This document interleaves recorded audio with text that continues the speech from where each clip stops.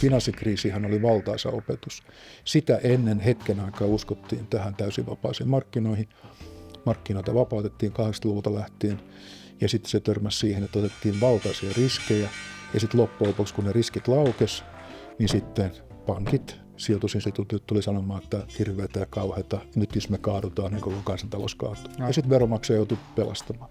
Eli pankkien vakavaraisuussääntelyssä pitää olla mieluummin hiukan konservatiivinen, ettei me joudu uudelleen siihen turmiolliseen finanssikriisiin, jossa oltiin parikymmentä vuotta sitten. Mutta yksityisellä puolella näkisin, että hyvin voi olla, että Euroopassa, kun on aina sijoittamisessa on tämä turvallisuusnäkökohta ja sitten on se riskin kautta voiton näkökohta, niin meidän pitäisi asteittain meidän sijoittamisessa hyväksyä hiukan suurempi riski. Se ei tarkoita sitä, että riskeerat kaiken, mutta vaikkapa nyt eläkesijoittamisessa, kun lisätään hiukan riskinottoa, niin tarkoittaa myös suurempia tuottoja pitkässä juoksussa.